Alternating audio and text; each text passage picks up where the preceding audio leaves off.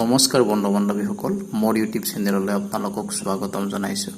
মই আজি আপোনালোকৰ লগত কথা পাতিম যে প্ৰেগনেন্সি মহিলাই কিয় নাৰিকল খাব লাগে বা গৰ্ভ অৱস্থাত থকা মহিলাই নাৰিকল কিয় খাব লাগে।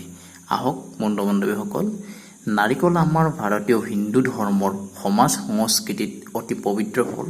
ইয়াৰ উপৰিও নাৰিকল অতি উত্তম আৰু পুষ্টিদায়ক ফল। নাৰিকলৰ পৰা নাৰিকলৰ লাৰু, নাৰিকলৰ পিঠা, নাৰিকলৰ তেল আদি কৰি বিভিন্ন ব্যঞ্জন বনোৱা হয়। নাৰিকলৰ প্ৰত্যেক অংশই উপকাৰী আৰু অৰ্থকাৰী। ইয়াৰ উপৰিও যিকোনো মাংগলিক কাৰ্যত নাৰিকলৰ ব্যৱহাৰে সকলো মনোকামনা পূৰ্ণ হয় বুলি আমাৰ হিন্দু সমাজত এক প্ৰচলিত বিশ্বাস আছে। বন্ধু বান্ধৱীসকললৈ এটা অনুৰোধ, এতিয়ালৈ যদি মোৰ চেনেলটো ছাবস্ক্ৰাইব কৰা নাই ছাবস্ক্ৰাইব কৰি দিব, লগতে কাষতে থকা বেল আইকনটো ক্লিক কৰি ল'ব। আহক বন্ধু বান্ধৱীসকল, প্ৰেগনেন্সি মহিলাই অৰ্থাৎ গৰ্ভৱতী মহিলাই নাৰিকল কিয় খাব লাগে আৰু কেনেকুৱা নাৰিকল খাব লাগে জানো আহক।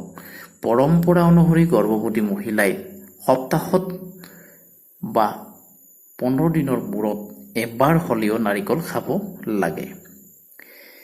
নাৰিকল অৰ্থাৎ নাৰিকলটো পুৰঠ বা জোনা নাৰিকলহে খাব লাগে। নাৰিকলত কেলছিয়াম, মেগনেছিয়াম, ফাইবাৰ, পটেছিয়াম, খনিজ লৱণ, ভিটামিন আদি পোৱা যায়।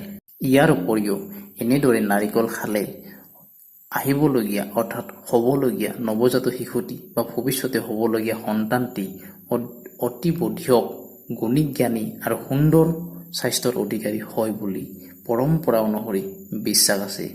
বন্ধু বান্ধৱীসকল, ইয়াৰ উপৰিও নাৰিকলত ঔষধি গুণো আছে। বন্ধু বান্ধৱীসকল, মোৰ ভিডিঅ'টো চাই ভাল পালে লাইক কৰিব, কমেণ্ট কৰিব আৰু যিমান পাৰে আপোনালোকে হোৱাটছআপ, ফেচবুক গ্ৰুপত শ্বেয়াৰ কৰিব।